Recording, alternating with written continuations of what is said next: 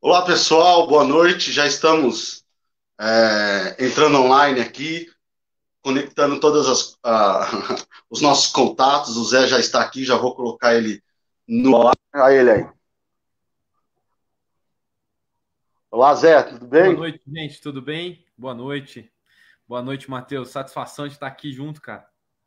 Que isso, a satisfação é minha. Galera, só para quem está acompanhando aí, Olá, pessoal. Boa noite. Já estamos. Deixa eu só tirar o som aqui, porque eu estou me ouvindo agora. Não, na Globo é É, assim mesmo. Tem retorno. É natural. é natural. Só para Só para explicar para todo mundo que está acompanhando a gente aí pela primeira vez, aqui nas lives que a gente está fazendo na página, é uma página coletiva, por isso que eu falo muito na página professor Matheus Santos. A página é coletiva, tem a Juventude Socialista que ajuda muito a gente, tem os professores mobilizados. O meu perfil é pessoal, lá é tudo, sou eu que escrevo. Agora na página são todos os companheiros, as pessoas que estão ajudando.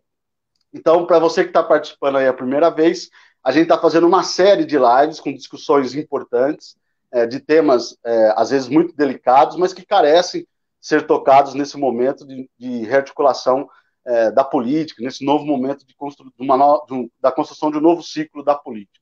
Né? E hoje, nós estamos trazendo aqui esse meu amigo, se eu posso chamar de meu irmão, fizemos muitas coisas juntos. São anos de diálogo, de militância, de conversa, de encontros e desencontros também, que a vida sempre nos traz, mas que eu tenho muito respeito, muito carinho. Uma pessoa assim, vocês vão ver a qualidade, a capacidade, que é o Zé Gustavo. Né? O Zé, ele se formou administrador público na mesma universidade que eu, é meu veterano por um anozinho de diferença. Ele também foi o primeiro porta-voz nacional da Rede Sustentabilidade, que é o partido da ex-senadora Marina Silva, esse ser humano especial, né, esse quadro político excepcional que a gente já teve a oportunidade de ver atuando no Senado, no Ministério do Meio Ambiente. Foi candidato a deputado federal em 2018 pela rede aqui em São Paulo e atualmente compõe a direção nacional da rede e está aí com essa tarefa de reorganizar o partido para os processos eleitorais. Zé, obrigado pela sua disposição, pelo seu carinho, obrigado por você estar aqui dialogando com a gente e vou abrir aí para você dar o seu boa noite, sua mensagem inicial, depois a gente começa já a trocar ideia. Bom, boa noite, Matheus. Boa noite a todos e a todas que estão assistindo a gente.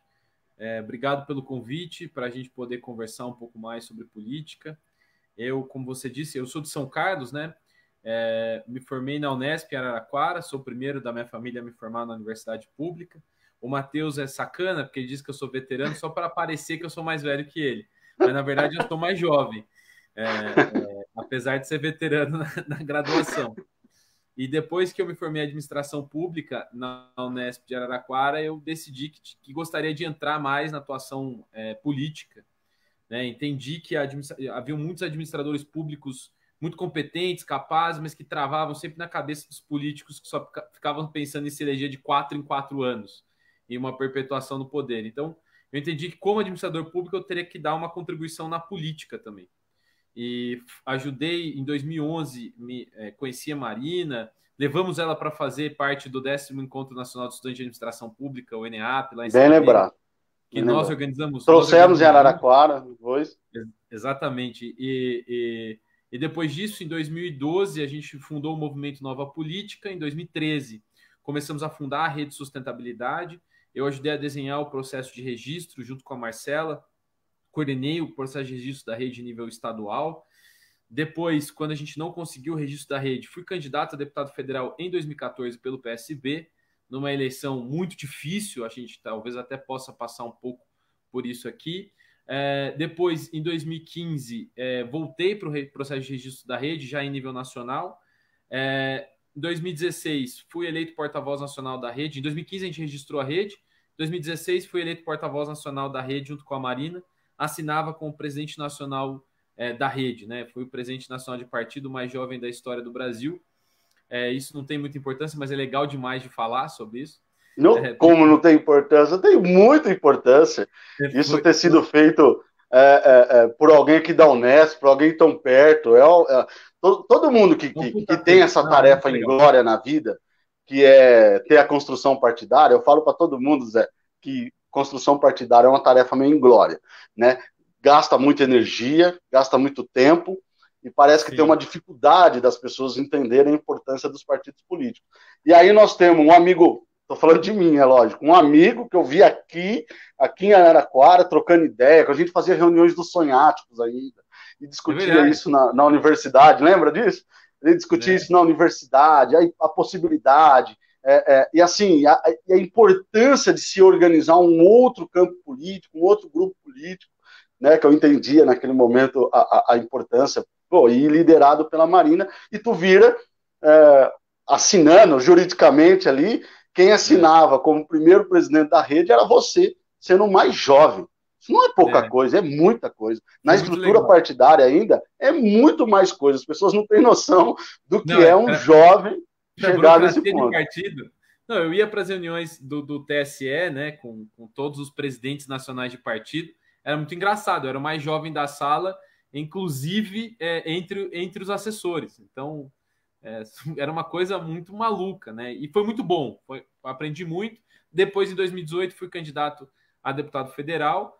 Também tive, foi uma experiência muito interessante. E agora, hoje, também continuo como dirigente da rede, hoje como tesoureiro nacional do partido, junto com o Eduardo Bandeira de Mello. Na rede, nós sempre temos isso, né, Matheus? Essa coisa de sempre duplas nas coordenações. Como quando eu era porta-voz, éramos eu e Marina porta-voz, sempre um homem e uma mulher, um mais jovem e um mais experiente. Na coordenação financeira, sou eu e o Bandeira de Mello, que foi presidente do Flamengo, e hoje está afiliado à rede, é pré-candidato a prefeito do Rio de Janeiro. Então nós fazemos sempre essas duplas. E estou muito feliz aqui da gente poder fazer esse debate. Eu acho que a gente precisa qualificar o debate na política, né? Nós precisamos, ainda mais nesse ano tão importante em que as pessoas estão mais abertas a falar de política, a gente precisa qualificar e trazer uma reflexão sem os radicalismos, mas com radicalidade.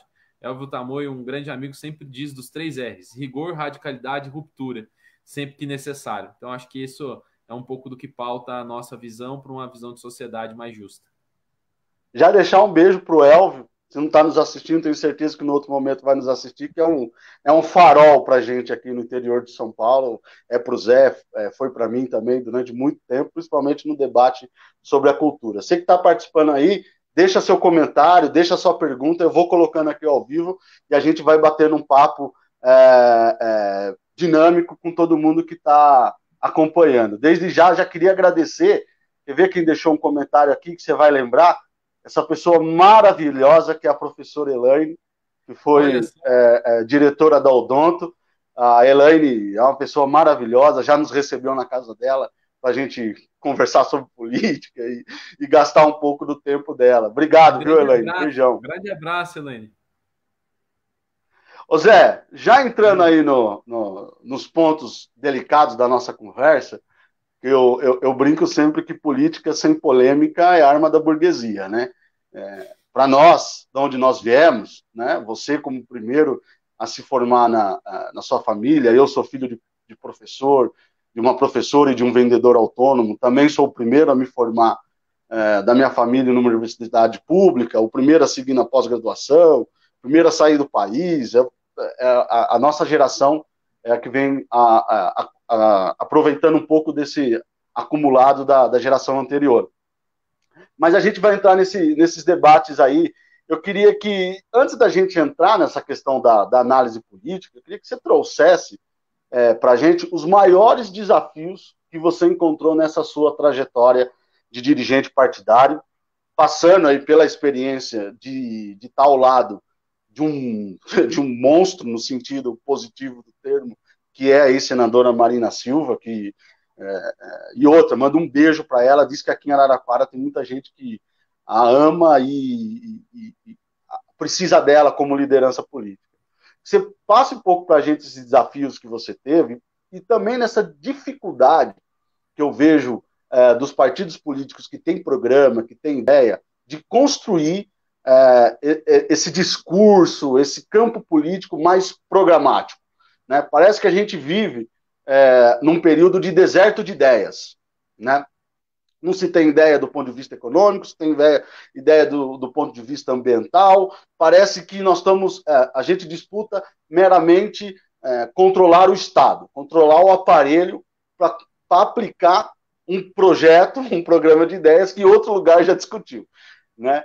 Qual foram esses grandes desafios que você enfrentou pessoalmente, como jovem, como presidente mais jovem de um partido político nacional, e quais são os desafios de um partido político programático neste momento? Bom, primeiro eu quero dizer que eu não gosto de polêmica, eu gosto de polenta, gosto bem temperadinha, eu prefiro polenta à polêmica, principalmente porque eu sinto, eu vou de trás para frente, né? Eu acho que a gente vive um desafio muito grande hoje da política. Queria mandar um abraço aí para a Silvia e para a Carla, que é lá de Recife, está assistindo a gente, viu, Matheus? Ela que é do Frente Favela Brasil.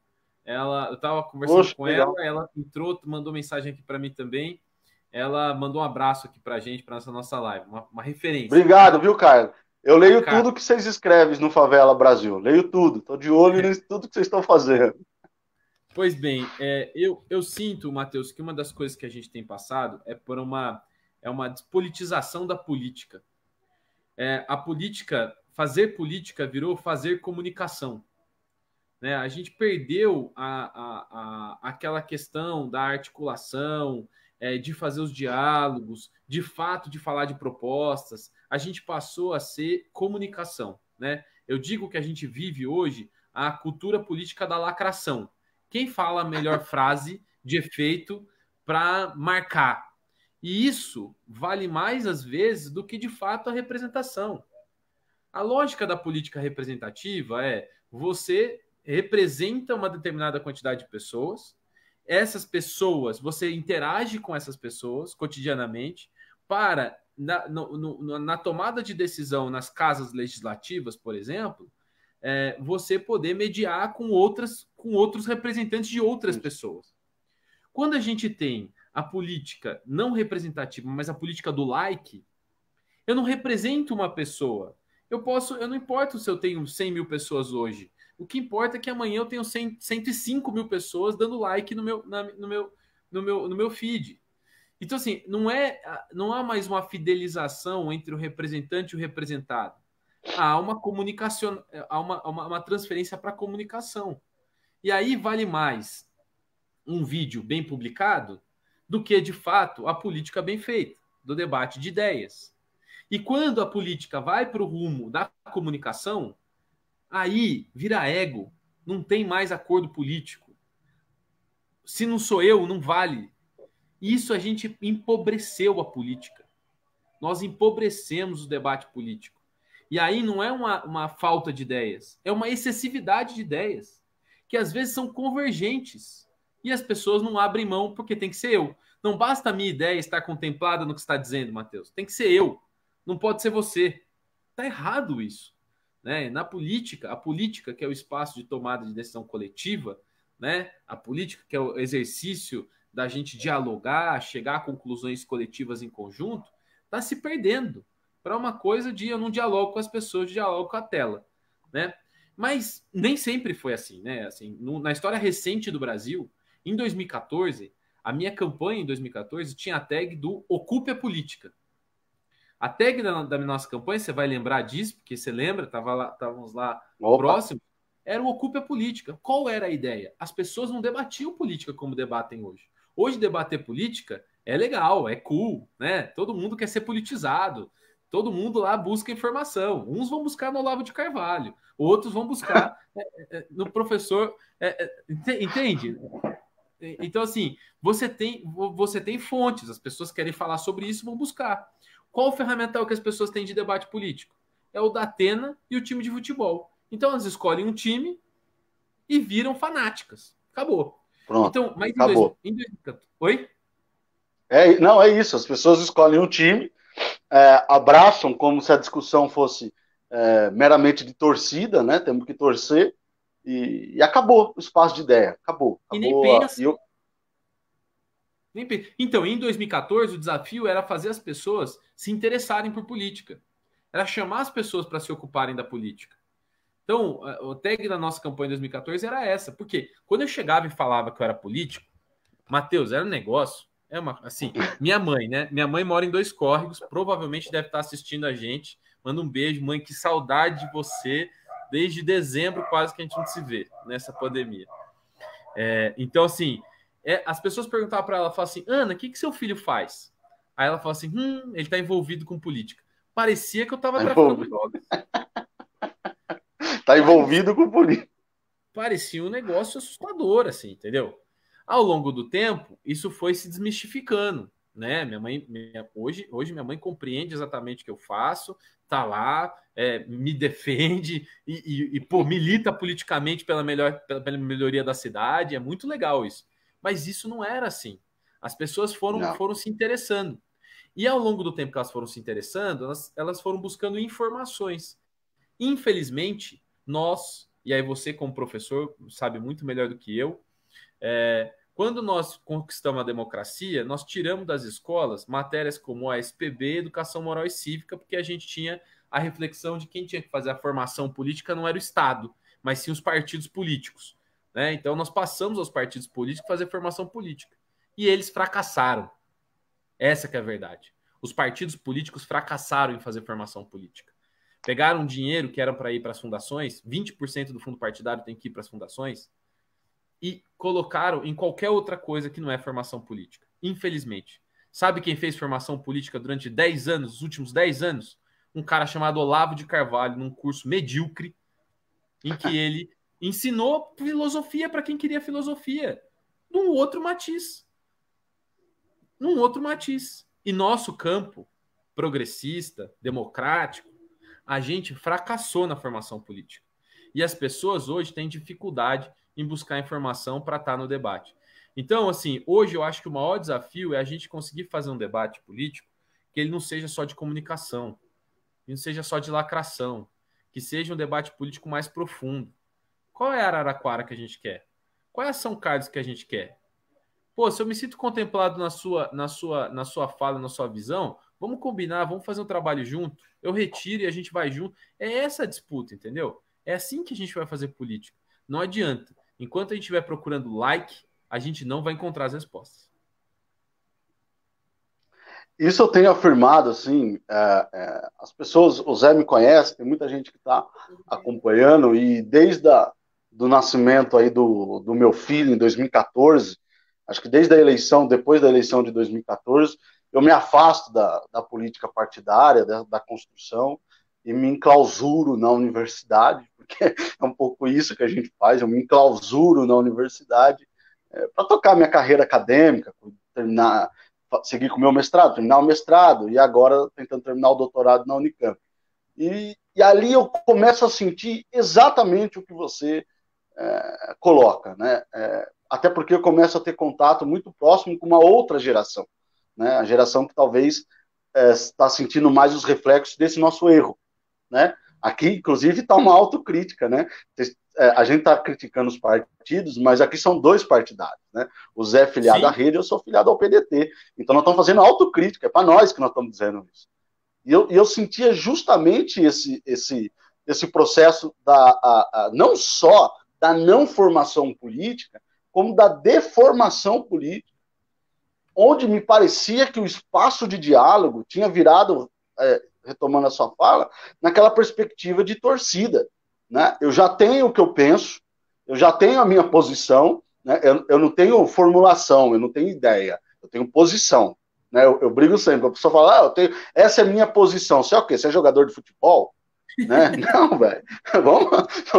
Vamos trocar ideia. Assim, essa aqui é a minha formulação, essa é a minha ideia. Mas o Zé trouxe alguma coisa, o outro trouxe outro, o outro trouxe experiência.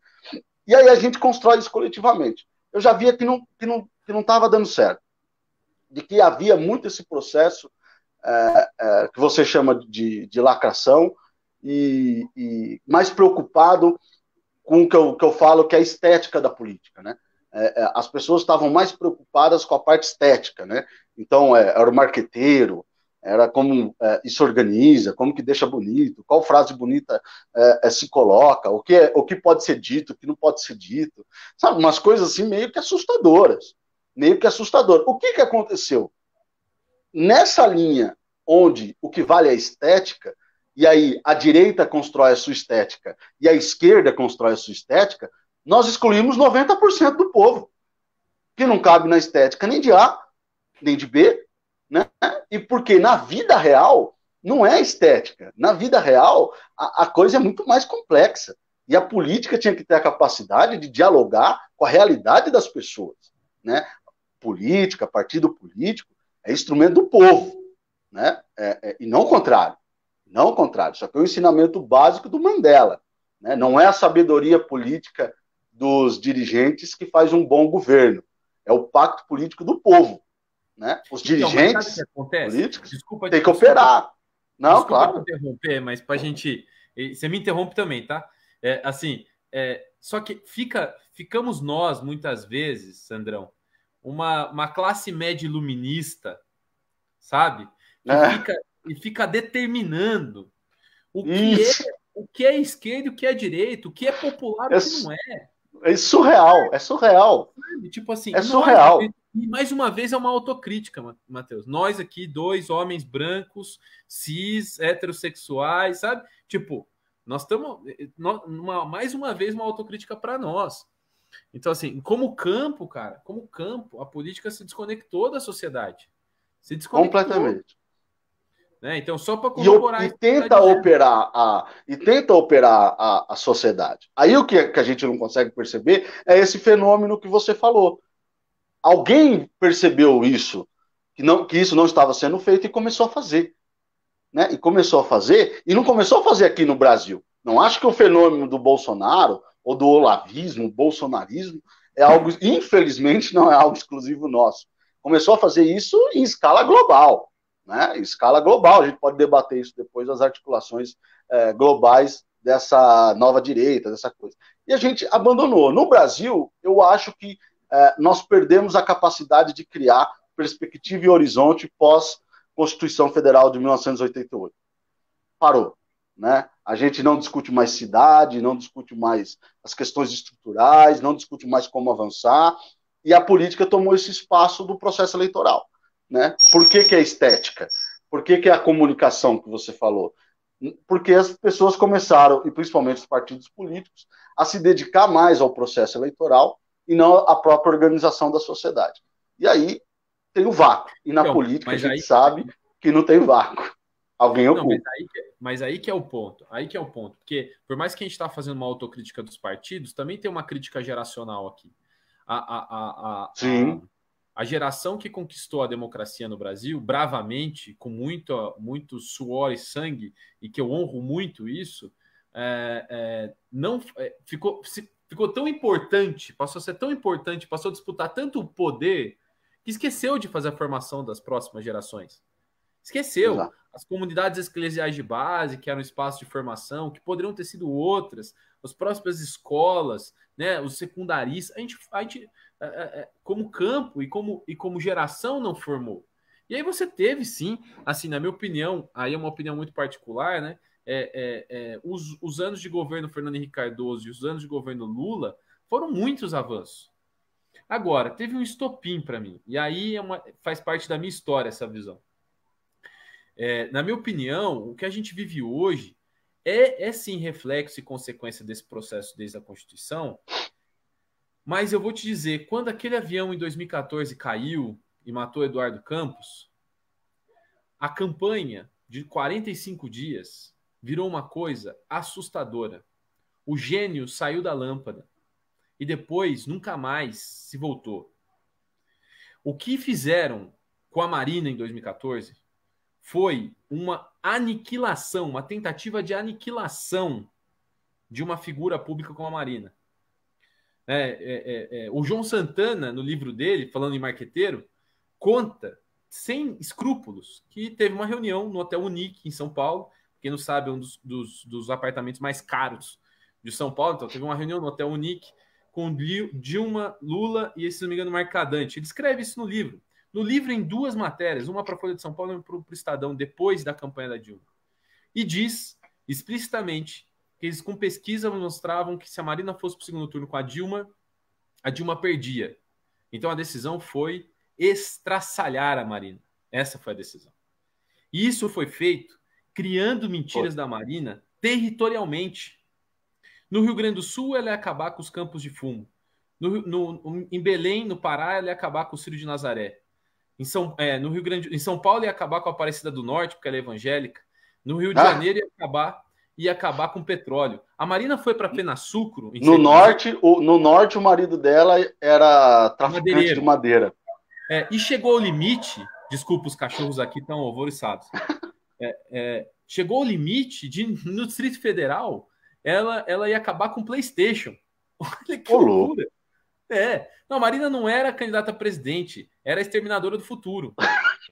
A Marina foi para Penasucro, em Sertãozinho, e falou que a idade da pedra não acabou por falta de pedra, a idade do petróleo não tinha que acabar por falta de petróleo, e que o etanol era um caminho para ajudar o Brasil. A Petrobras, um dia depois, parou e começou a dizer que a Marina era contra o pré-sal. Sim, uma desconexão, mas uma formatação de visão. Isso. Mísseis teleguiados. Né? Oi? Os mísseis teleguiados. E por cima, uma campanha dizendo que a Marina ia entregar o Brasil para banqueiro, que a Marina, porque era amiga da Neca Setúbal. Gente, foi uma coisa. Aquela propaganda que tá a família. Agora você está falando, eu vivi esse momento, e o Zé sabe, ele é muito educado, muito delicado, ele não vai falar, mas eu vou falar. Né? Esse foi um dos motivos de eu ter me afastado da política, porque naquele momento eu lembro que eu era muito próximo ao grupo do Eduardo Suplicy, né? O Eduardo Suplicy ajudando na articulação da rede, inclusive ele vai no evento da Fantástico, rede. Não. O Eduardo é perseguido, é destruído dentro do partido que ele é afiliado, que eu não dou bola, isso é problema dele. É perseguido, é destruído. Eu lembro da propaganda da mesa, a família toda comendo, todo feliz, aí se ela entrar, falava assim, e aí sumia as coisas da mesa, sabe? É surreal. Para quem acha que fake news e destruição de reputação surgiu com o Bolsonaro, acompanha um pouquinho a política, faz um tempo já que isso está acontecendo. Não, exatamente. Antigamente, o fake news analógico era os materiais apócrifos, né? Lembra? Lembra? Pô, não sabia de onde vinha, um dia antes da eleição, soltava uma mentira sobre um candidato e não tinha mais como voltar atrás. Mas, para concluir, então 2014, para mim, aquilo, e foi estratificado. Em cada território foi feita uma mentira, foi criada uma mentira para destruir a Marina, para a Marina não ir para o segundo turno. Foi isso que aconteceu. E o João Santana, ele conta isso no livro dele, ele conta isso em 2 matérias. Depois, ele vai para uma atividade nos Estados Unidos com o Steve Bannon, que é o cara que cria, é o vice-presidente da Cambridge Analytica e que cria o mecanismo do Trump. Ele é premiado pelo Bannon. Do Trump, do Brexit e do Bolsonaro, porque o Steve Bannon esteve aqui na eleição. Então, assim, você tem uma coisa que, assim, e essa é uma história que precisa ser contada, sabe, Matheus? Te agradeço a oportunidade de a gente estar podendo falar isso. Eu quero muito escrever sobre isso mais, sabe? Porque as pessoas acham que o fake news nasceu com o Bolsonaro. O efeito do Bolsonaro nasceu numa campanha que foi terrível em 2014. Foi visceral. Foi visceral. E aí, mais uma vez, nós estamos em Araraquara e eu preciso dizer, o Edinho Silva era o coordenador dessa campanha. Por mais que possa fazer políticas públicas interessantes na cidade, ele tem uma história ligada a esse processo. E eu não posso me omitir quanto a isso. O Edinho, ele teve uma construção, ele foi o tesoureiro da campanha que gerou muitas dessas consequências. Então é preciso a gente ter clareza e ter coragem também de dizer um negócio desse. Porque é importante, precisa ser demarcado. A política, nada se esquece na política. É muito importante. Quem é capaz de fazer determinadas coisas é capaz de repeti-las. Não tem dúvida. É mais fácil de repetir do que fazer a primeira vez. Né? Sem dúvida. Eu tenho brincado com todo mundo que parece assim que as pessoas querem fazer política sem seres humanos. né? E aí você ataca, você desconstrói um companheiro ou uma companheira, pode ser que não esteja no seu partido, na tua coligação, mas pelo amor de Deus, olha a história da Marina Silva, olha o que ela fez, né? Por favor, né? Vamos ser responsáveis. E aí isso acumula, isso tem um efeito acumulativo de energia negativa, de uma percepção de feridas, que não tem como tirar. A política é feita de seres humanos, né? Aí hoje tem que resolver que o marido da Marina não é madeireiro. Não, isso é um escândalo, isso é um escândalo, isso é um escândalo, sabe? Você para atingir o coração, talvez não, essa é a minha opinião, mas não só a minha. Mas depois de Chico Mendes, da maior liderança brasileira que batalhou sobre a questão ambiental no Brasil. Assim, isso é insano. Por que é insano e irresponsável? Porque você ataca e desconstrói lideranças. Agora a gente chega no momento, em 2018, e fala assim, nós não temos liderança. Claro que não, cara pálida. Nós passamos a última década destruindo o que a gente tinha. Liderança não faz formação, não se faz no forno, não se planta em árvore. Liderança política se constrói na história. Eu vou te dizer, se o Ciro tivesse sido candidato fortalecido na eleição de 2018, talvez a nossa história fosse outra. Talvez a nossa história fosse outra. E aí que eu digo, há uma disputa nos campos também, por quem tem que ser o protagonista, que é muito difícil, sabe? Na minha opinião, o PT criou um monstro muito maior do que o PSDB, porque achavam que assim eles poderiam manter a hegemonia desse campo mais à esquerda, progressista. Então, sim, achavam que... Porque ganhar do PSDB, eles aprenderam a fazer isso, né? Por isso que levaram o Aécio para o segundo turno em 2014. E aí criar Por isso que queria levar o Alckmin no segundo turno em 2018, né? Sim, tentaram, mas assim... mas o monstro do Bolsonaro poderia aglutinar melhor contra, né? Então, a favor deles. E, infelizmente, essa estratégia está levando a gente... Abriu a caixa de Pandora. Lâmpada, e não tem mais como voltar. Não tem mais como voltar. Anos de reconstrução nosso do ponto de vista político. A pandemia agravou a nossa situação, porque do ponto de vista econômico também é muito difícil, entendeu? Gente que está trabalhando, pagando suas contas, ficou de saco cheio de tudo que aconteceu. De saco cheio. A Dilma falava na campanha de 2014 que a Marina ia ser impeachmentada. Olha que loucura. Tá lá, tem propaganda, tá no YouTube, dá para ver. A Marina vai ser que ela não ia ter força para construir minoria política no Congresso. E a Dilma ficou 7 horas e meia respondendo aos congressistas no processo de impeachment. É de uma irresponsabilidade sem tamanho. Falou da Neca Setúbal e convidou o Trabuco, que quando ele diz não, chamou aquele Joaquim Levy de 5ª categoria, para ser ministro da Fazenda. O grande trabalho desse cara foi, no governo do Sérgio Cabral, ter quebrado o Rio de Janeiro. Né? Trouxeram, inclusive, como é sempre próximo essa relação com esse grupo do PMDB do Rio de Janeiro, trouxeram esse cara para administrar a economia do país dentro da maior crise econômica pós década de 20. É algo surreal.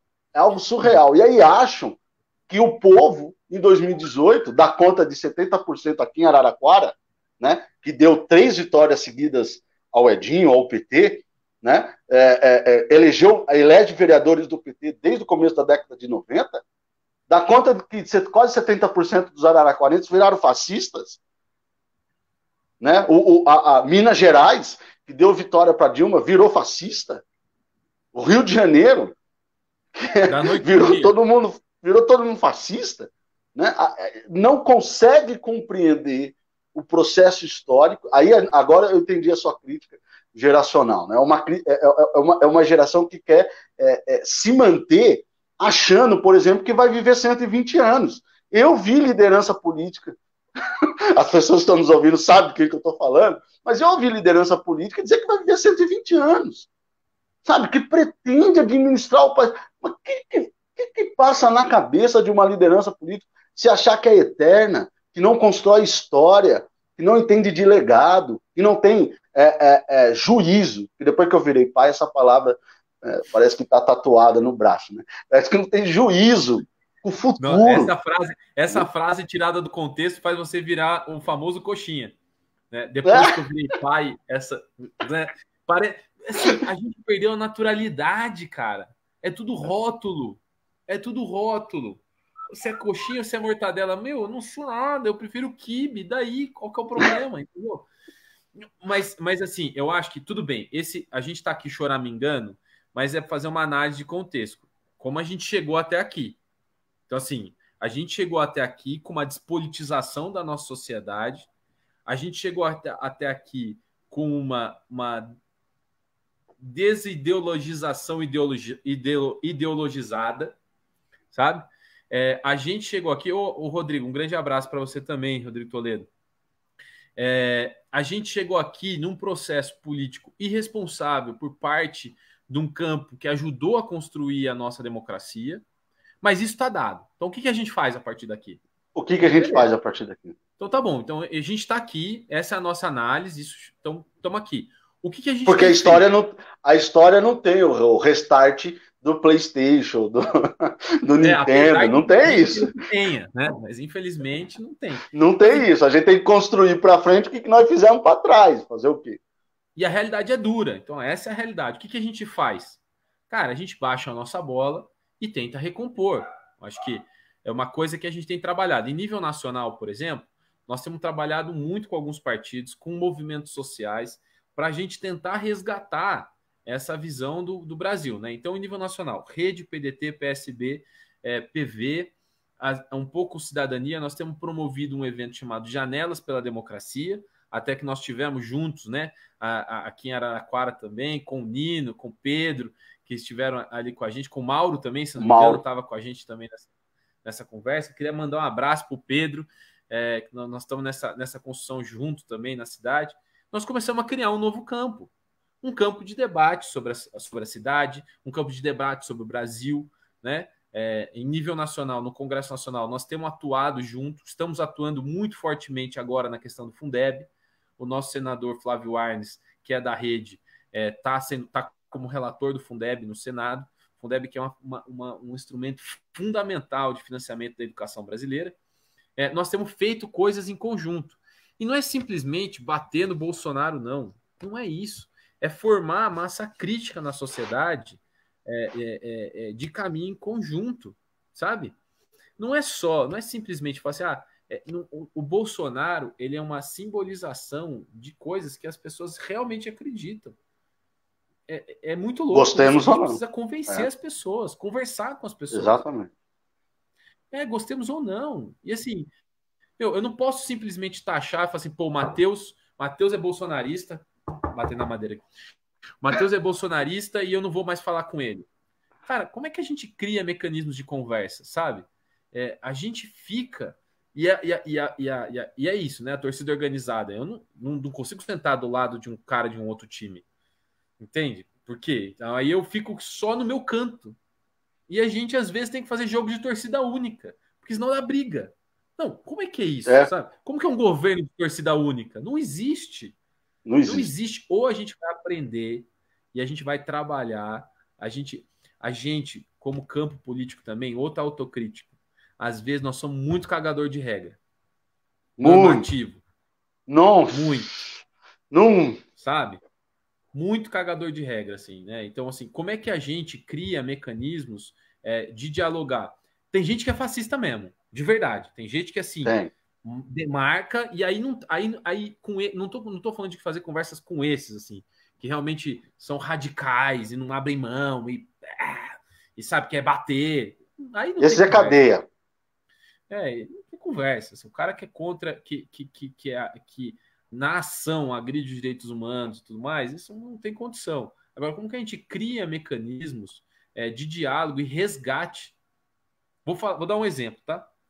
A gente sempre discutiu sobre a questão do meio ambiente. Sempre. Sempre foi um debate importante. A gente sempre defendeu que o meio ambiente melhora a vida das pessoas, melhora a economia, melhora muita coisa. Agora o mercado entendeu que meio ambiente é importante. Agora. E tem uma sigla que no mercado está sendo usado, que é o ESG, Environmental, Social and Governance. As empresas que não tiverem ocupadas disso não vão conseguir investimento estrangeiro. A JBS acabou de sair da carteira de fundo de investimento norueguês por conta de ESG, vários lugares. Os altos capitalistas estão falando sobre ESG, muito. Os fundos de pensão, fundos. Eu vou falar que eles estão errados? Ou eu vou criar algum mecanismo de acolher eles e falar assim, ó, não é só ESG, não. Desigualdade importa. Desigualdade é fundamental. A gente precisa falar sobre desigualdade social no Brasil. O sistema capitalista leva a um ciclo pernicioso de colocar pessoas em situações muito difíceis, sabe? Então, assim, como que a gente cria, a partir de alguns elementos, graus de diálogo para resgatar algumas pessoas de uma visão social e de civilização, sabe? Desculpa, dei palestra aqui, foi mal. Não, que isso, você é convidado e você fala. Não, mas eu acho que é exatamente isso, né? A primeira coisa, quem se acha mais inteligente, mais informado, não colocar uma carapaça de empáfia, de eu sei o caminho, eu sou iluminado, não, né? Tem uma postura de humildade. Eu tenho repetido quase como um mantra alguns valores que eu tenho defendido já ao longo de algum tempo da minha vida e que acho que depois da eleição do Bolsonaro nós temos que colocar, além da questão do juízo que a gente falou, da coragem que a gente falou, é preciso ter muita humildade, mas muita humildade. Quem acha que tem alguma capacidade, está em algum espaço importante da política, num partido, seja de organização municipal, seja nacional, precisa baixar a bola, precisa trocar ideia com as pessoas, precisa trazer as pessoas para perto. A pessoa, isso é lógico, quem está longe não te escuta, né? Não te escuta. Tem que reconstruir essas relações, né? Não é possível que a gente tenha perdido, e assim, não só perdeu, nós somos vergonhosamente derrotados, né? Por um cara que nem partido político tinha, por um cara que 4 meses antes da eleição nem vice a presidente tinha. O partido que ele se filiou tinha um deputado, um cara que não fez campanha, ficou em casa, né? Os problemas dele, é óbvio, nem vou entrar nesse detalhe. A verdade é que ele não foi para a rua, ele não fez campanha, não participou de debate, não fez nada. Então, assim, como que a gente não perdeu para esse cara? Nós perdemos a conexão com as pessoas. E no momento que a gente perdeu a conexão com as pessoas, o resultado eleitoral foi esse. E já tinha sido antes. Já tinha sido antes, que é o que você está falando de 2014. Qualquer pessoa, como nós estávamos naquele momento inseridos, já tínhamos entendido o recado. 2010 ainda foi mais tranquilo, mas 2014 o recado já tinha sido dado. Havia a construção de um sentimento, de uma coisa que não se explica no Bolsonaro, né? É anterior a ele. As pessoas lembram quando perderam o emprego, né, gente? Por favor, o Bolsonaro acentua, aprofunda a crise, aprofunda o desemprego, mas não é ele que cria. Então, assim, você estava falando da torcida, nenhum momento aqui, nem o Zé e nem eu falamos uma vírgula da ex-presidente Dilma Rousseff, que, aos seus erros políticos e na presidência da República, ninguém falou aqui da pessoa dela. E uma pessoa veio com muita energia colocar uma mensagem: mentiroso, canalha, covarde, lave sua boca para falar da presidente Dilma Rousseff. O que é isso? As pessoas não conseguem ouvir, não conseguem ouvir uma crítica, não conseguem ouvir uma reflexão. Nós estamos falando de política, esse que é o ponto. Nós estamos falando de política, nós estamos falando de pessoas, sabe? Exato. Isso é uma questão assim. Lógico que a política é feita pelas pessoas, como você disse.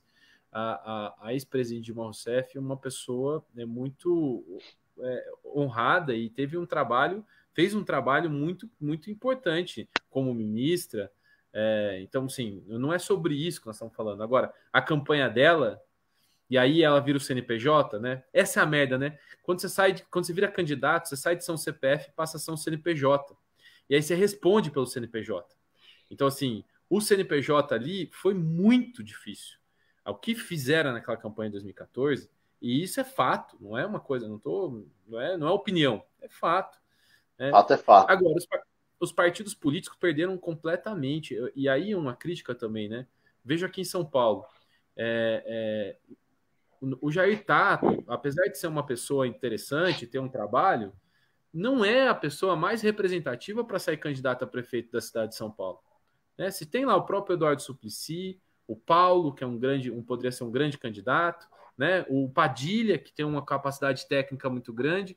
O Nabil Bonduque estava concorrendo. Grande Nabil. Infelizmente, e aí é uma crítica, né? Quem já participou de partido político sabe o saco que é, com todo respeito. É muito difícil. Os partidos precisam aprender a dialogar com a sociedade. Essa coisa, os partidos políticos são uma caixa preta. A verdadeira caixa preta não está no BNDES, está nos partidos políticos. Não, e nem é por conta de grana, não. Não é por conta do poder. O monopólio da disputa eleitoral no Brasil hoje está na mão dos partidos políticos. E os partidos políticos, apesar de serem 35, agora um pouco menos, eles estão na mão de uma pequena burocracia partidária que toma decisões que estão avessas aos anseios da sociedade. E eles não conseguem ter mecanismos de oxigenação. Tem muita dificuldade. Muita dificuldade. O próprio PDT, por exemplo, a rede também tem vários, mas o PDT, com a história do acredito, né? A forma com que foi ruim, sabe? Eu acho que foi ruim para todo mundo. Então, assim, os partidos têm dificuldade de lidar com uma coisa. Eu entendo a importância dos partidos, eu não estou dizendo da desimportância. Os partidos são fundamentais, até pela defesa da democracia, como escreve o professor Levitsky no Como Morrem as Democracias. Mas eles perderam a capacidade de se oxigenar. Assim. Então, isso é uma coisa bastante importante de pontuar. E é difícil, é muito difícil. Não é simples. O PSL, você contou a história do Bolsonaro entrando no PSL, tinha um deputado. O PSL estava passando por uma ressignificação interessante.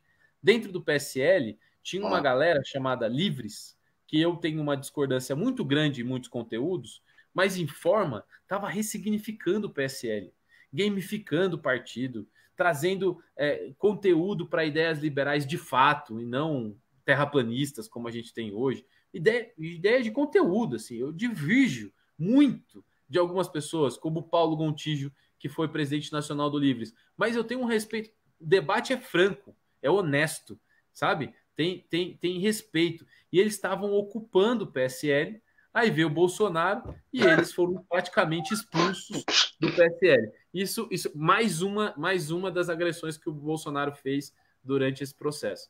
É muito difícil. Eu acho que, assim, do ponto de vista político, o Bolsonaro, por mais que a gente não queira, ele se fortalece. Ele está fortalecido com o Centrão.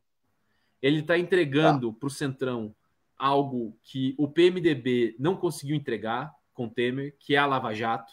Ele está entregando. E, infelizmente, nós estamos vendo parlamentares progressistas batendo palmas para isso. É preciso ser dito, sabe? Porque eu não tenho, eu de verdade, não tenho corrupto de estimação nem de um lado nem de outro. Assim. Eu acho que tem que ser punido, sabe?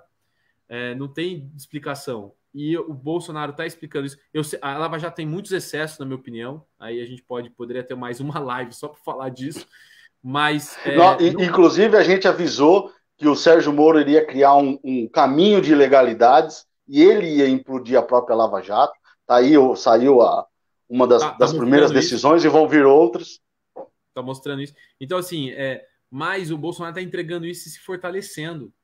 E, assim, não adianta a gente ficar dialogando com as notícias cotidianas. A gente tem que fazer a política de formação, conversar com as pessoas. Virou política de polêmica de ocasião. Qual é a polêmica de hoje? Né? Outro dia eu tava tranquilo, só o ganchinho a gente já entra no outro ponto do debate. Tava tranquilo lá, de repente o meu WhatsApp bombou. Que privatizaram a água. Que agora privatizaram a água, que não sei o que tem, que o Cid Gomes, traidor da pátria, que pipipipopopó, aquela história toda. Eu falei, gente, mas porque desde que eu faço graduação em administração pública, lá, nós estamos em 2020, há 10 anos atrás, eu estudo essa questão do saneamento junto com a professora Soraya. Comecei a estudar junto com a professora Soraya, que inclusive continua dando aula lá no curso de administração pública. E acompanhei esse debate ao longo da minha vida, sempre foi muito interessante, né? Gosto do DAE aqui de Araraquara, defendo essas coisas. E todo mundo veio para cima. Eu falei, gente, calma, calma, vamos respirar, vamos ler o negócio, vamos entender o que está acontecendo. É óbvio que era uma discurseira neoliberal, sem pé nem cabeça, terraplanismo, que vai vir milhões e milhões de fora, se a gente fizer isso, ele vai resolver, conversa fiada. Mas o que se tirou dessa polêmica de ocasião? Vamos destruir o senador Cid Gomes. O que você acha? Vamos cancelar ele. Vamos cancelar ele. Eu não sei qual que foi a conversa, o acordo que o senador Cid Gomes fez lá no Congresso. O Congresso é um ambiente quase que próprio, né? Porque às vezes o cara coloca o voto dele aqui porque vai conseguir outro voto lá na frente. Porque quem participa sabe que o jogo é assim. Então calma, quem é o senador Cid Gomes? Não foi o governador do Ceará que fez o processo de educação, que todos nós gostamos, que agora o Camilo Santana está seguindo, não é o cara que pegou a reta escavadeira e foi enfrentar os fascistas lá em Sobral e tomou tiro no peito. Então, calma, é essa pessoa que vocês querem cancelar? Junto com o Randolfo Rodrigues, são os dois principais senadores de oposição lá no Senado. Então, calma. Né? Mas ele errou. Tá, errou. Eu concordo, eu não votaria, inclusive iria destruir o negócio. Mas aí, uma semana depois, na hora que chega o Bolsonaro, ele veta toda a parte do acordo que o Congresso fez, que o senador Cid Gomes colocou. Aí eu virei para eles, e como que fica agora o nível da crítica? Se na semana anterior ia vender a água, com isso a gente chama o Bolsonaro do quê? Sabe? Perde a métrica, perde a responsabilidade com as pessoas. Olha, vamos fazer um debate sério. O saneamento básico no Brasil, ele é privatizado e não é de hoje. Né? As empresas do saneamento básico recebem recursos públicos, milhões e milhões, Odebrecht Ambiental, todas essas empresas recebem milhões de dinheiro público para fazer suas empresas nas cidades aí há muito tempo, não é de hoje. É óbvio que tinha umas coisas nada a ver. Mas aí entra num processo de destruição e desqualificação da liderança política. Aí o Glauber Braga foi... Gente, peraí, pelo amor de Deus, baixa a bola. Vamos trocar ideia, entendendo quem são as pessoas. É aquilo que a gente estava falando no começo da nossa live. Isso é a comunicação. Isso não é política. Isso é fazer política por comunicação, sabe? Vale quem fala mais, quem fala primeiro, quem cancela um, quem cancela outro. Hoje, sabe, assim, cara, é muito... Isso não é política. As redes sociais são fantásticas. Um mecanismo incrível de trabalho e eu acho que de troca, e deu voz àqueles que não tinham voz, tirou o poder da grande mídia. Isso é muito importante. Efeito colateral disso, que a gente tem visto, uma disputa por protagonismo. Né? As fake news também, é efeito colateral. Então, assim, eu não vou... Então, assim, nesse sentido, né? Dado tudo isso que a gente está falando, para a gente ir caminhando aí para uma territorialização, como é que a gente cria um mecanismo da gente discutir políticas públicas, por exemplo, na cidade de Araraquara, né? Como é que a gente faz um debate, de fato, traz pessoas com as suas experiências de vida, e não é porque elas estudaram determinada coisa ou não, mas que ela tem as experiências, como a Mari falou assim, o trabalhador que está em casa. Nós estamos vivendo um momento hoje que não tem experiência, não tem pesquisa científica sobre isso. A gente vai ter que ouvir das experiências dos trabalhadores. O que é que nós vamos fazer, sabe? Como que a gente vai reorganizar a economia? Como que a gente vai reorganizar a cidade? As cidades estão se reorganizando. Tem alguns indicadores econômicos que estão mostrando que as pessoas estão trocando de casa, quem não pode está indo para uma casa menor, está indo morar com a sogra. O que isso significa? Como que isso mexe na dinâmica da cidade? Então, assim, esse debate precisa acontecer. 2021, quem assumir a gestão pública nos municípios a partir de 2021 e as câmaras de vereadores, não pode ser só um monte de caçador de Pokémon dentro da Câmara, que fica ali com o seu celular caçando Pokémon e falando só para o público do celular. Temos que fazer política conversando com as pessoas, né? Dialogando, entendendo qual é a necessidade delas e levando de fato para a gente elaborar políticas públicas, seja no executivo ou no legislativo, que tragam de fato benefícios. E aí eu tenho uma base, eu acredito muito que a gente tem que olhar as políticas públicas em 5 eixos. Assim. Isso é uma coisa que eu tenho para mim. Um eixo é saber se melhora a questão da desigualdade. Acho que essa assim, é o primeiro fundamental. Nós precisamos combater a desigualdade. Ponto. Segundo ponto, a gente tem que trazer também prosperidade econômica. Eu acho que isso é fundamental. A gente não é crescer o bolo para dividir. Pensamos em desigualdade, depois a gente fala em prosperidade econômica. A diversidade cultural que o Brasil tem. A gente tem uma diversidade muito grande, é potência nossa, a gente utiliza pouco. A nossa capacidade de manutenção do meio ambiente. Cara, o meio ambiente não é uma questão de direita ou de esquerda, de rico ou de pobre, é de todo mundo. Né? A gente está vendo aí hoje, se o vírus invisível está matando, a questão ambiental invisível está matando muito mais. E a gente não tem cálculo disso todo dia na televisão, no Jornal Nacional. Não. E por fim, talvez o mais importante de tudo é a democracia, a democracia diversa. É preciso que as cidades sejam politicamente democráticas. E aí nós temos uma discussão, e eu não vou ficar me alongando muito, mas tem um texto muito interessante do professor Alan Monk, que ele chama O Povo contra a Democracia. E ele diz uma coisa que a democracia nunca foi um governo do povo, de fato, mas sempre foi um método de uma minoria monoétnica de controlar o povo. Né? O que nós estamos vivendo hoje é um chacoalhão disso. E a gente tem o desafio da democracia pluriétnica, né? A democracia plural. Não há democracia com racismo, não há democracia com machismo, não há democracia. Então, como que a gente cria esse espaço, de fato, e a gente cria mecanismos de democracia plural? E aí é um grande chamado, porque nós precisamos pensar como fazer essa democracia plural no momento de atentado, claro, à democracia que já existe. Sem sombra de dúvidas. Desde que eu voltei para a construção partidária, eu assumi mesmo a tarefa de construir o programa de governo que a gente vai apresentar aqui em Araraquara, já está rodando aí a cidade, algumas ideias iniciais.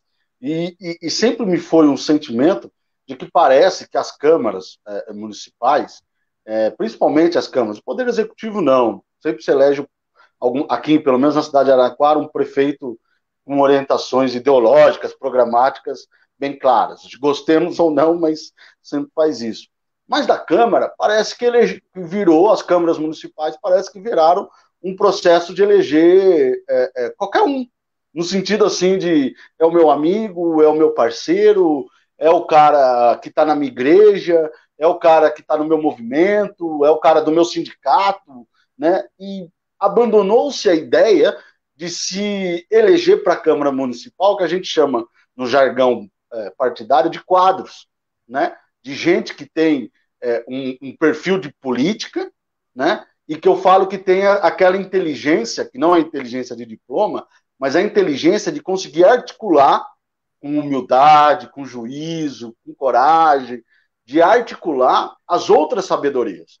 Sabedoria científica, a sabedoria popular, a sabedoria do setor público, dos servidores, a sabedoria do setor privado, como articula isso e disso se promove um processo de criação de leis, de fiscalização do poder executivo, mas perdeu-se a ideia de se formar políticos. Né? Parece que o processo eleitoral você tem que eleger o teu colega, o cara que cuida monotemático de um debate a questão dos animais, o outro que debate a questão habitação, e não um quadro político, uma pessoa que tem essa condição de fazer essa articulação das sabedorias científicas populares, do setor privado, do setor público. O resultado disso é que a gente perdeu, nos municípios, a capacidade de formular horizonte.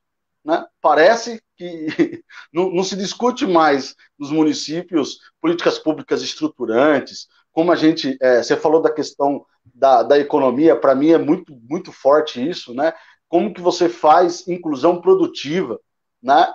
Eu fico sempre ouvindo muito a questão da inclusão social, da inclusão e outras questões, mas como a gente faz inclusão produtiva, como que a gente pega aquela mulher lá na periferia, lá na Zona Norte, lá no Selmy Day, pega a habilidade dela e transforma a habilidade dela num serviço, num produto que ela se sustente. Isso empodera, isso liberta, isso cria um mecanismo. Mas nós perdemos esse horizonte, né? A gente discute, forma partidos, formam chapas, se organizam, disputam um processo eleitoral e quem governar, governa nesse pacotão que já está posto, né? Não pode deixar a conta pública desequilibrar, não pode deixar a água faltar e não promove um horizonte de cidade. As pessoas precisam entender que parece jargão, mas não é jargão, que o ser humano ele não vive no país Brasil, não vive no estado de São Paulo, ele vive na cidade. Então, se a gente quer defender, eu falo isso muito para dentro do PDT, o diálogo com outros partidos, se a gente quer defender a democracia, né, como processo eleitoral, como regime político, nós temos que defender isso na vida das pessoas. Né? As pessoas só vão defender a Câmara dos Deputados, o Congresso Nacional, a autonomia e a harmonia dos poderes, se elas conseguirem, na sua cidade, por exemplo, falar que o transporte público não está bom. Não consegue. No começo de janeiro, Zé, aqui antes da pandemia, aqui em Araraquara, mudaram uma linha de ônibus lá da região norte da cidade, lá da região do Selmy Day, onde eu nasci e cresci lá. Eles mudaram sem diálogo, sem construção e criou um pandemônio na vida dos trabalhadores e das trabalhadoras daquela região. Era simples, era sentar, era conversar, era dialogar, nós vamos passar por essa rua, nós vamos virar essa esquina. Aí eu vou participar de uma reunião junto com o prefeito da cidade, um monte de moradores, os vereadores. Aí o cara lá da empresa, né, do consórcio que administra o transporte público em Araraquara, bota um mapa super desatualizado. Super desatualizado. O quarteirão que ele mostrou tinha 3, já tinha 6 quarteirões, já tinha gente morando lá, já tinha, assim, e é uma cidade de 240 mil habitantes, sabe? Não é possível que a gente não consiga trazer para a vida das pessoas o que a gente defende num discurso nacional, num discurso nesse debate todo, porque a percepção das pessoas, a percepção do popular, ela é muito honesta, José. Sabe, eu falo para as pessoas, vai conversar com a dona Maria lá da padaria, conversa com o frente, toda vez que você vai lá falar com o frentista, vai lá, dá uma conversada. A percepção das pessoas, ela é honesta. Aí ela percebe que o teu discurso de defesa da democracia, o teu não do Zé, para quem está nos ouvindo, que o discurso da defesa da democracia, que o Bolsonaro está destruindo a democracia, que não há participação, não se revela, não se efetiva na tua ação, na cidade. Aí acha um escárnio quando os moradores se organizam, se mobilizam. Não, isso é politicagem, que isso é irresponsabilidade. Isso é um ponto, exatamente assim, mas o problema, enquanto a gente tiver que ir conversar com as pessoas sobre democracia, tá errado. Sabe? Todas as pessoas, o frentista do posto tinha que saber sobre democracia, todas as pessoas precisariam saber que elas podem se organizar e demandar questões. Esse é um fracasso que eu digo do nosso campo e até dos partidos, sabe? Essa falta de compreensão. E esse monopólio da disputa do poder, ele faz com que fique muito confortável para os partidos se manter num lugar que é separado das pessoas. E que aí vai lá para convencer o porteiro, convencer o Emicida. O Emicida falou isso, brilhante, assim, o Emicida, vale muito a pena assistir ele no Roda Viva, e o Emicida foi brilhante nisso, ele falou, pô, cara, as pessoas se desconectaram, os partidos se desconectaram, trazendo a história do Brown, né, que o Brown fez a crítica lá no palanque do Haddad, foi muito duro e tal, mas é um pouco isso, assim, não existe essa coisa. A gente precisa formar pessoas. As pessoas precisam saber não só dos seus direitos, mas das suas capacidades de se organizar. Sabe? Como é que funciona? Cara, as pessoas não sabem como funciona o SUS, né? As pessoas têm uma dor de barriga, vai pronto-socorro, tudo bem, mas elas estão com gripe também vão. Elas, sabe, tudo vai pronto-socorro, não sabe qual é a porta de entrada do SUS, a gente não explica para as pessoas isso. Imagina, a pessoa não sabe um sistema que é público e que é bom, né? Falta gestão, falta recurso para a gente ser melhor. As pessoas não sabem. Então, como as pessoas não sabem esse mínimo de viver nesse processo, como que a gente quer que elas queiram mais, entendeu? Então, eu acho que temos uma necessidade nossa que é de formação política, sabe? É só assim que as pessoas vão se sentir parte disso que nós estamos falando. Porque senão parece Não, que ficam nós iluminados falando para as é, pessoas e mais uma vez cagando regras sobre o que deve ser e o que não deve ser, entendeu? você falou do Emicida, eu lembrei da entrevista que o Preto Zezé deu para a Mônica de Bolle, né? E aí agora o discurso é: precisamos voltar para a base, né? Que voltar É, para a base? O seu Preto Zezé falando, não o Matheus. Que voltar para a base? Tem que perguntar se a base quer que você volte, né? A base talvez andou para outro caminho. A base, ele, ele faz até a analogia da mulher. da mulher, o cara que é casado com aquela tia, da tia Zona Gorda, meio desdentada na favela, aí o cara conhece uma novinha, vai embora, tá bem, tá no momento bem, tá com dinheiro, tá com carro. Aí depois ele volta, depois de 20 anos ele descobre que a novinha tinha 3 namoradas, abandonou ele tá ferrado, sem dinheiro, com carro velho. Aí volta pra tia, aí a tia tá magrinha, arrumou os dentes, tal, tá indo bem, prendeu. Se ela quer ir de volta. É o contrário. Essa analogia não, não existe esse negócio de voltar, né? Se você saiu, desculpa, você não volta. toca a É sua isso que o vida. Preto Zezé. Toca a sua vida. É isso que o Preto Zezé tá falando. Se você saiu, não existe esse negócio de volta. Não é agora, depois que fez, aí volta, né? Porque agora eu tô vendo. Né? Quem perdeu o poder voltou num discurso radical, só fecha com quem é de esquerda, que não sei o que tem. No governo enfiou um monte de gente. Então, assim, não existe esse negócio de volta. Né? Nós temos que estar sempre conectados. Nós temos que ser. Né? Nós temos que ser. E só vamos ser no momento em que a gente diminuir a distância do que a gente fala para o que a gente faz. Pro que a gente faz. Eu vejo muita gente, eu vejo aqui em Araraquara, é um laboratório para o campo progressista que é muito interessante. Um discurso inflamado contra o presidente Jair Bolsonaro, que ele mudou os dados, vou colocar só um temazinho para você entender. Que ele bloqueou os dados, as informações, que o Bolsonaro é antidemocrático. Tá bom. A Câmara Municipal de Araraquara, pela primeira vez, fez um serviço legal nessa legislatura, que é aprovar por unanimidade, um projeto de lei que coloca de forma transparente as empresas terceirizadas pelo município. Porque para os vereadores isso aí é um problema. Puta de uma ideia legal. Ninguém tinha pensado, vamos botar as informações. Se é informação onde o cara mora, o endereço, vamos botar quem está lá, quem é contratado pela empresa. Por unanimidade. Chegou no colo do prefeito popular, progressista, de esquerda, aquela galera inflamada com o discurso, o que ele fez? Vetou.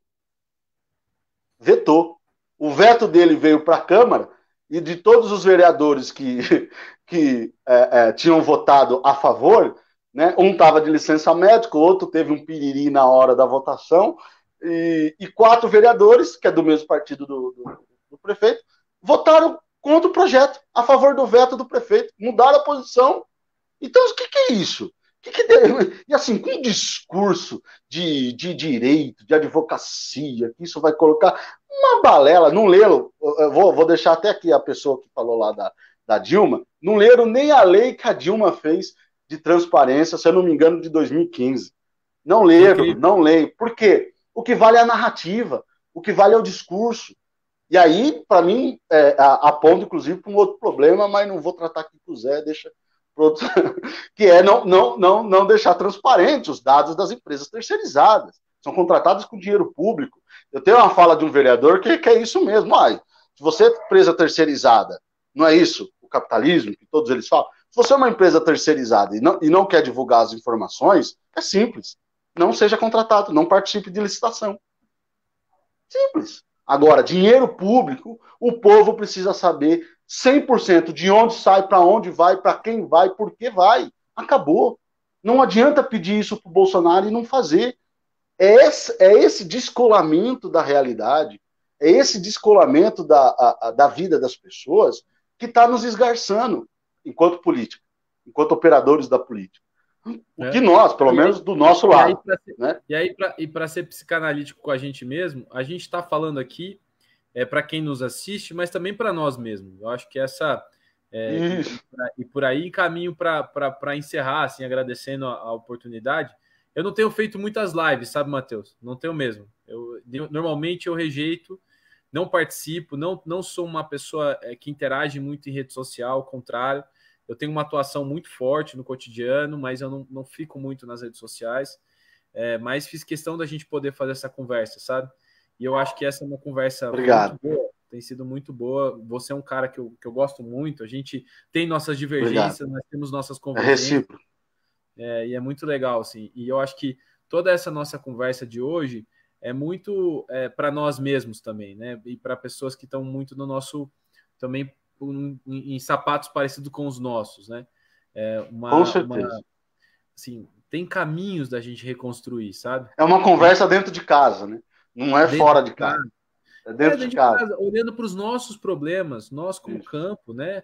E como o que a gente quer fazer de diferente e tentando. E assim, infelizmente, né? Vou dizer para as pessoas, somos imperfeitos e a sociedade é complexa. A gente está de um jeito hoje, depois a gente está de outro, né?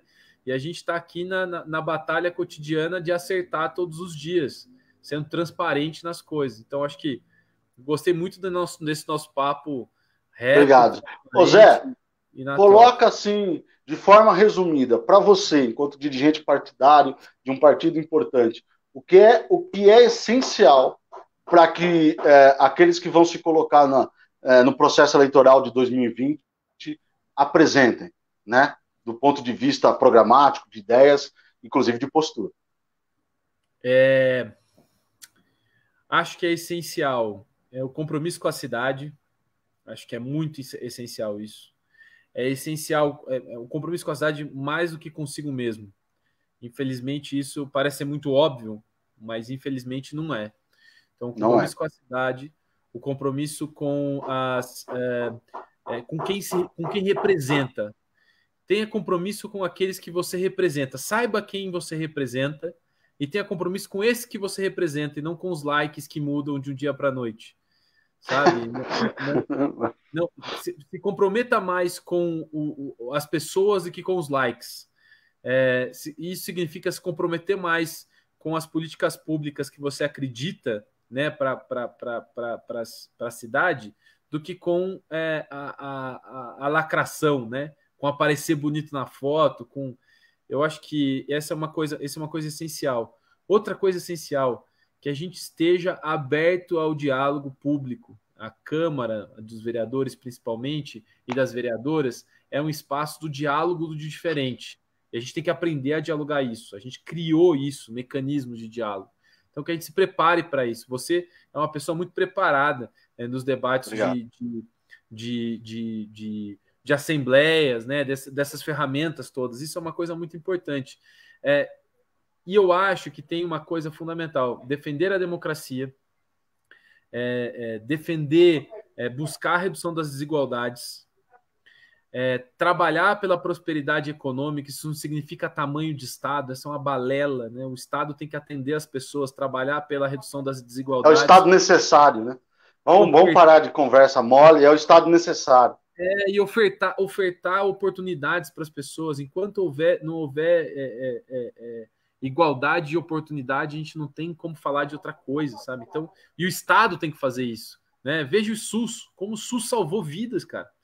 Então, assim, mais uma vez, né? Defender a democracia, trabalhar pela redução das desigualdades, trabalhar pela prosperidade econômica, fortalecer a diversidade cultural que o Brasil tem e também a proteção ambiental. Eu acho que esses são pontos fundamentais que um candidato, uma candidata hoje tem que colocar. Está aberto na questão da diversidade, da democracia, que esteja aberta à pluralidade, porque esse é um dos grandes desafios da nossa democracia hoje. Zé, obrigado, não vou ocupar mais seu tempo, não. Agradecer a todo mundo aí que nos acompanharam. Obrigado, professor Rodrigo, a Maria, o Felipe, o Marcelo e o Alcídio. Obrigado, viu, Alcídio, pelo que você vem me ajudando nos debates aí. E agradecer a todo mundo que acompanhou, que deixou o comentário, que nos acompanhou aqui. Quem criticou, quem xingou, também eu agradeço. Acho que é importante. Faz A parte. gente faz parte, vamos fazer o quê? A gente está fazendo política e não amizade. Amizade eu faço no boteco ali e troco ideia. É isso mesmo. Obrigado, Zé. Bom trabalho. Obrigado, Boa sorte aí. Muita luz aí no Obrigado. seu caminho, muita força, muita saúde. E vamos continuar esse trabalho que não está nada fácil. É muito duro. Valeu, querido. Um abraço. Grande abraço. Tchau, gente. Boa noite. Se liga aí nas próximas lives, que daqui a pouco eu solto a agenda. Um abraço, gente. Tchau, tchau. Tchau, gente.